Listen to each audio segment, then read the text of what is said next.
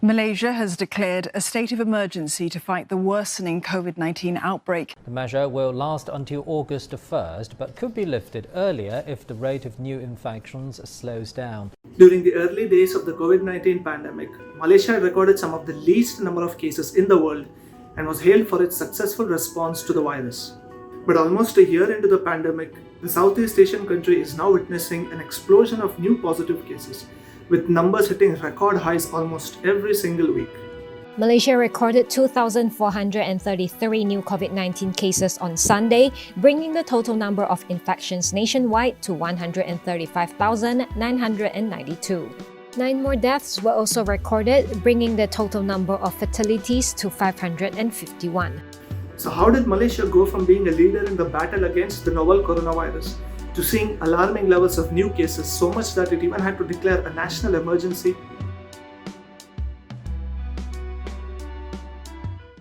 Malaysia rarely declares nationwide emergencies. In fact, the last instance came way back in 1969 when racial violence between ethnic Malays and Chinese led to the suspension of the parliament for 2 years. Even the Prime Minister Muhyiddin Yassin maintains that the current state of emergency was only declared to combat the surge in COVID-19 cases. Many in Malaysia believe that it's rather a political gambit by him to remain in power.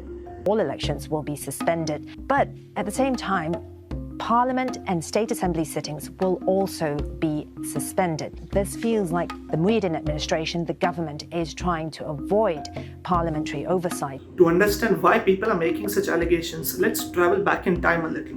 In October 2003, then Prime Minister Mahathir Mohamad, who had held office for 22 years, tendered his resignation and retired.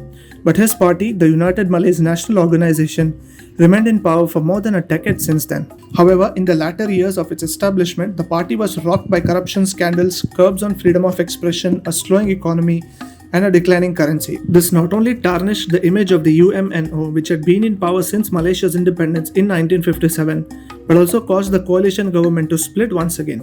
And then in 2018 general elections, they were duly defeated for the very first time. In comes a new party called the Malaysian United Indigenous Party, led by none other than former Prime Minister Mahathir Mohamad himself, who assumed office for a second time. He was backed by his former ally turned foe Anwar Ibrahim, with whom he reconciled again, and even promised him the Prime Minister's position sometime in the future. However, Mahathir's reluctance in revealing the exact time and date of this, as well as this new government's inability to cope with the economic crisis, sparked tensions within their alliance once again, and it culminated with Prime Minister Mahathir resigning from his post for the second time in March 2020.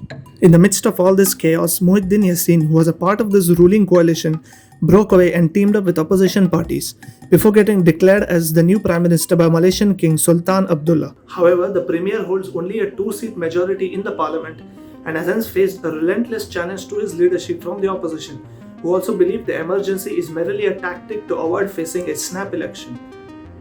Political uncertainty in Malaysia is fueling talks of a snap poll as Prime Minister Muhyiddin Yassin looks to shore up his shaky position in Parliament. With the vaccination rollout set to begin next month and the Prime Minister introducing stringent lockdown measures, Malaysia is hoping to combat the third wave of COVID-19 soon. But with the economy still in the doldrums and an escalated infighting within Prime Minister Yassin's alliance, the country's constitutional crisis seems to have no end in sight.